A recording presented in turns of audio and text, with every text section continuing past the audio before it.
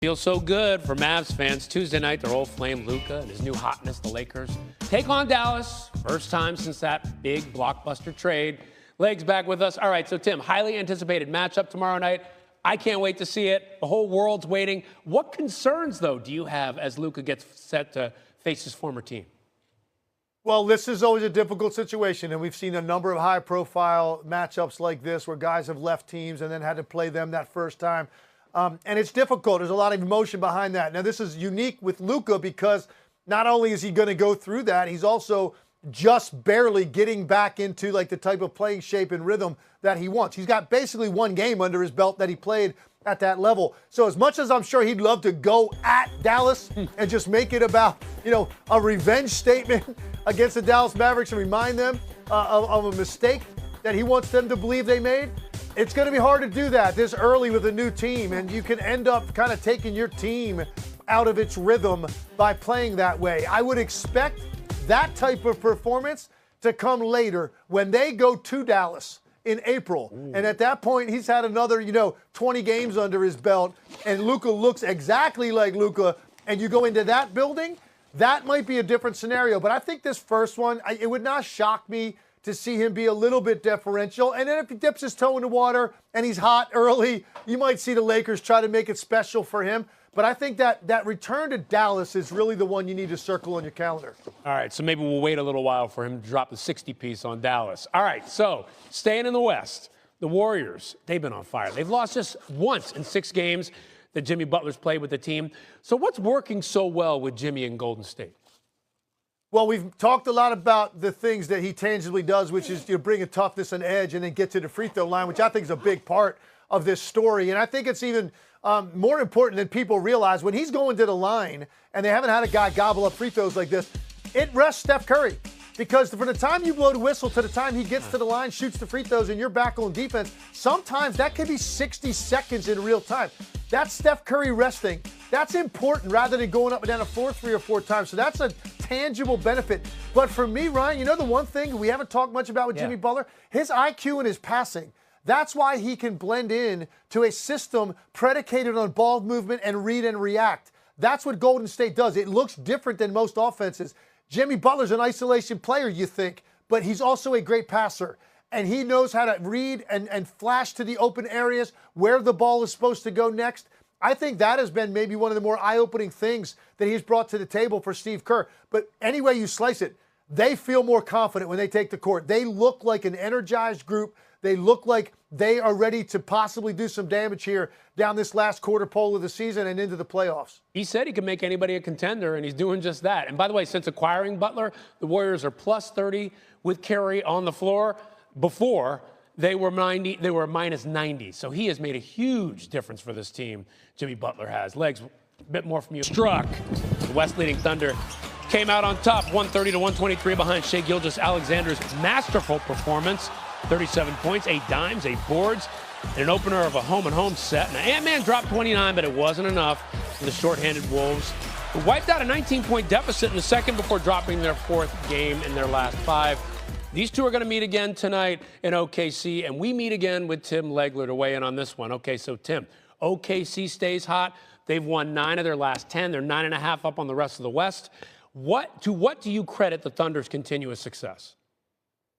I think you saw their depth on full display, and that's one of the things that I've loved about this team. And you think they've barely been healthy, fully healthy all year, and they just now got their 2 bigs paired together recently, Hartenstein and Chet Holmgren, so we're going to see how that continues to progress. But I thought their depth was a big factor in this game. And a guy like Alex Caruso, who really struggled to make shots at the beginning of the year, to have the impact that he had in the 4th quarter of this game with 3-point shooting, it just goes to show you that they can get it from anywhere at any time. And their starting lineup is so solid. They had 6 guys in double figures overall last night. You got the superstar in Shai. Jalen Williams is now a perennial all-star player. But it goes much deeper than that. It's guys like Cason Wallace and Isaiah Joe, Aaron Wiggins now, the way he's been scoring the basketball for the last probably 6 weeks. They're so deep. They don't have weaknesses. And they're built around this one great offensive player that has an answer for any defense that you put in front of them. They're a special team. I really believe that. They're different than last year. Last year they were very young and not quite ready and not deep enough. I think they've addressed the depth, certainly. They're a year older. They're exceptionally well coached. I think Oklahoma City has everything that you need to make a legitimate championship run. Yeah, last year it just felt like it wasn't quite their moment yet. Now it feels like it's their time. We'll see how it shakes out, by the way, tonight in the rematch with Minnesota for OKC. Legs, thanks. Thanks, Ryan. All right, sports betting analyst Aaron Dolan is with us right now. Aaron, give us some of your best bets tonight for the Thunder Timberwolves game. Let's look at OKC in the first quarter, -4.5. This has been one of my favorite bets for the entire season because it's been so profitable for bettors. They're currently 33-21 and 3 against the spread in the first quarter, which is the 4th best mark in the league.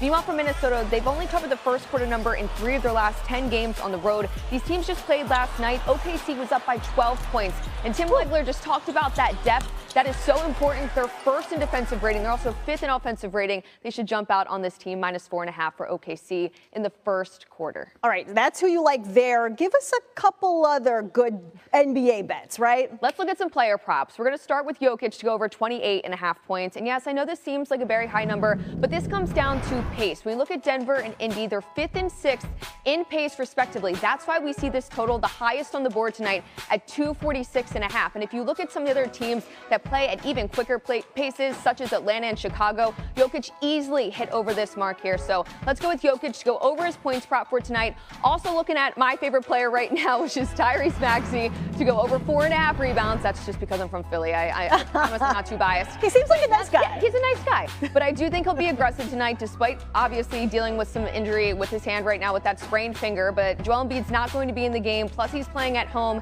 And again, I just think he'll be aggressive against a Chicago team that is the 2nd worst team at defending the rim. So Tyrese Maxey has that dog. Great Saturday and final moments with their superstar big man riding the pine in the 4th. What gives? Well, we're giving you Tim squared right now. NBA analyst Tim Legler and NBA senior writer Tim Bontemps, who is there in Philly with the team. So Tim Bontemps, I'm going to start with you. You were just at shoot-around. What's the latest on Joel Embiid? Well, the latest, Ryan, is that both he and Tyrese Maxey are questionable for tonight's game against the Chicago Bulls. Maxey with a finger injury and Embiid with this left knee injury management, the same issue that's been dogging he and the Sixers this entire season. Now, Embiid's expected to get some imaging done on that left knee. We'll see what comes out of that. And as he himself said on Thursday after the loss to the Celtics in the first game after the All-Star break, at this point he thinks he has to, quote, fix the problem in that knee in order to get back to the elite player he has been in the past and has certainly not been this season. The question now is, what will that fix be and what will that look like for the Sixers moving forward? We will see if Embiid plays in tonight's game. He played in the first 3 quarters of Saturday's loss to the Brooklyn Nets, did not play in the 4th quarter of that game as the Sixers tried to make a comeback and ultimately lost on a Nick Claxton tip-in at the buzzer. But Ryan, for a season that's been a disaster from start to finish for Philly, it remains one, and we wait to see what the status of Joel Embiid is moving forward and for tonight's game against the Bulls. Yeah, fix the problem, not good words for Philly fans hoping to get on the play-in track, which they are not on right now, the Sixers. Legs, what do you make of the current situation with Embiid and the Sixers?